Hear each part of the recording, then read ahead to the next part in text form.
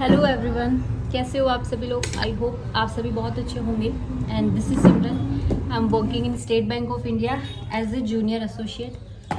So now I just came from bank and जब मैं आ रही थी तो मैंने कल एक कमेंट पढ़ा था। उस कमेंट में मेरा एक क्वेश्चन था। वो क्वेश्चन जस्ट मुझे रिमाइंड हुआ तो सोचा मैं एक वीडियो बना लेती हूँ उसके ऊपर। कि मुझे ना किसी पर्सन ने पूछा था कि हम जो है ना बिना सब्सक्रिप्शन के जो है ऑफलाइन ऑनलाइन कोचिंग जो है वो कर सकते हैं क्या। देखो, बिना सब्सक्रिप्शन के जो है बात हो रही है कि क्या हम एक बैंकिंग एग्जाम क्वालिफाई कर सकते हैं क्या। तो देखो, सबसे पहले मैं बात बताती हूँ कि हाँ कर सकते हो आप। अगर आप विदाउट सब्सक्रिप्शन के भी अगर आप अपनी तैयारी चालू करना चाहते हो तो उसमें 2-3 चीजें होती है जो आपको फॉलो करनी होती है। थोड़ा सा जो है आपको एफर्ट अपने आप से ज्यादा लगाना पड़ेगा। अगर मैं मेरी बात करूँ ना तो मैंने मैथ्स के लिए ऑनेस्टली मैंने कोचिंग ली थी। मैथ्स के लिए मैंने एक ऑफलाइन कोचिंग भी ली थी और उसके बाद में ऑनलाइन में पढ़ती, वहीं से मैं पढ़ती थी वहां से। और मैथ्स के अलावा मैंने किसी भी सब्जेक्ट की कोई कोचिंग नहीं ली है। किसी भी रीजनिंग हो, जीए हो, इंग्लिश हो, एक भी मैंने जो है एक पैसा भी वहां पे नहीं लगाया है मैंने। और इवन मैंने इंटरव्यू जब दिया था आईडीबीआई का तो मुझे किसी ने सजेस्ट किया था कि आप जो है अनअकैडमी से जो है एक क्लास परचेज कर लो, उस पर इंटरव्यू के लिए जो है आपको कुछ टिप्स ये सब देंगे। मैंने वो भी परचेज नहीं किया था और इंटरव्यू में देकर भी आई थी।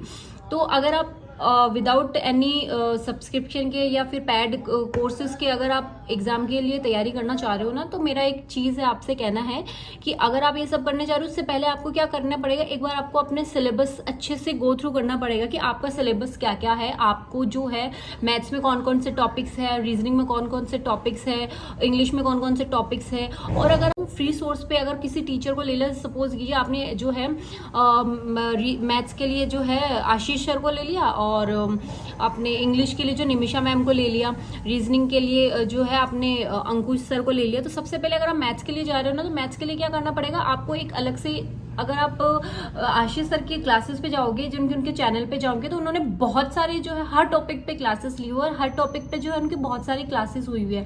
सबसे पहले आपको एक प्लेलिस्ट बनानी पड़ेगी अपने लिए कि ये टॉपिक है और इन टॉपिक्स की जो है सारी क्लासेस होती है। क्या होती है, एक क्लासेस में जो होती है ना पूरे टॉपिक्स कवर नहीं होते, तो उन्होंने क्या किया हुआ, एक क्लास, 2 क्लास, 3 ऐसे करके 4-5 क्लासेस में कवर किया हुआ है। तो आपको पहले वो ढूंढना पड़ेगा कि ये क्लासेस जो है पहले इसकी फर्स्ट है तो इसका सेकंड कब है, इसका थर्ड कब है, ये करके एक प्लेलिस्ट बनानी पड़ेगी। सबसे पहले अगर पढ़ने बैठो ना, अगर आप फ्री पेड कोर्स नहीं ले रहे हो तो अगर आप पढ़ने बैठो तो सबसे पहले एक प्लेलिस्ट बनाना। उस प्लेलिस्ट में हर एक टॉपिक की पहले एक क्लास ऐड कर लेना। ऐसा नहीं कि आप एक क्लास देख ले, दूसरी क्लास सर्च करने के लिए आप स्ट्रगल कर रहे हो, इससे टाइम भी वेस्ट होगा, आपका पढ़ने का मन भी नहीं करेगा। और अगर सपोज करो कि आपकी मैथ से तो कोई भी सब्जेक्ट में वीक है ना, तो वो वीक ही रह जाएगी क्योंकि आपको एक तरीके से यूं आने लगेगा कि कौन इसको ढूंढेगा, कौन करेगा। तो उस चीज को आप ना स्किप कर दोगे और उस चीज पे एफर्ट नहीं लगाओगे तो आपका जो है वो टॉपिक स्ट्रांग भी नहीं बनेगा। सो मेरी ये रिक्वेस्ट है कि अगर आप विदाउट पेड जा रहे हो आप, तो वहां से क्या करना पड़ेगा, प्लेलिस्ट बनाओ, सारे जो टॉपिक्स है उनके सारे वीडियोस को देखो। कोई भी टीचर को, एक टीचर को फॉलो करो। ऐसे नहीं कि आप ये टॉपिक किसी और से पढ़ रहे हो, ये टॉपिक किसी और से पढ़ रहे हो, ये टॉपिक किसी और से पढ़ रहे हो, इसमें थोड़ा कंफ्यूजन रहेगा आपको। अगर हम पेड क्लासेस भी लेते हैं ना तो ये होता है कि मैथ्स के लिए अगर कोई है तो एक ही टीचर पढ़ा रहा है, इसीलिए शायद होता है कि वो सीरीज वाइज होता है तो हमारे लिए ईजी होता है।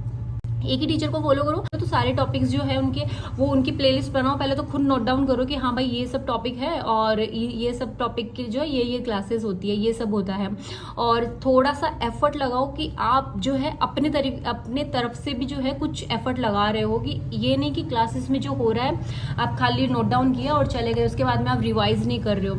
और एक चीज हो रही है कि अगर आप बैंकिंग के लिए प्रिपेयर करना चाहते हो ना, बैंकिंग एक ऐसी एग्जाम प्रिपरेशन है कि अगर आपके पास में सपोज करो फाइनेंशियल कंडीशन आपकी अच्छी नहीं है, आपके पास में जो है बिल्कुल भी पैसा नहीं है कि मैं पैसा देके कोई कोचिंग करूं या फिर जो है किसी एग्जाम की तैयारी करूं, अगर आपके फैमिली ने भी डिनाई कर दिया ना आपके लिए कि हमारे पास पैसे नहीं है, हम आपको नहीं पढ़ा सकते, एग्जाम की तैयारी नहीं करवा सकते, तो मेरा ये मानना है कि आपके पास में 1 रुपया खर्च करने की जरूरत नहीं पड़ेगी आपको, कि आप 1 रुपया खर्च करो और उसके बाद में एग्जाम की तैयारी करो। मतलब यूट्यूब पे बैंकिंग के लिए इतना ज्यादा कंटेंट भरा पड़ा, इतना ज्यादा पड़ा। और देखा जाए तो आजकल हर एक टीचर जो हो रहा है आगे से आगे आता जा रहा है, तो उनके कंटेंट काफी अच्छे भी होते जा रहे हैं। फ्री जो है क्लासेस में वो काफी अच्छे कंटेंट प्रोवाइड करते हैं। सो आई होप कि आप अगर फ्री कंटेंट की तरफ जा रहे हो, फ्री क्लासेस की तरफ जा भी रहे हो, तो आप थोड़ा सा ये जो बेसिक चीज़ें हैं ये फॉलो करोगे तो शायद होगा कि आपको आगे एग्जाम प्रिपेयर करने में जो है आपके के लिए बेनिफिशियल होगा। तो ये था, और जिन्होंने मुझसे भी कमेंट पूछा, ये बहुत अच्छा कमेंट है, तो आई होप आपको अपने क्वेश्चन का आंसर मिल गया होगा। और if you want to go without paid courses so you can go and follow these tricks. तब तक के लिए इस वीडियो में बाय बाय।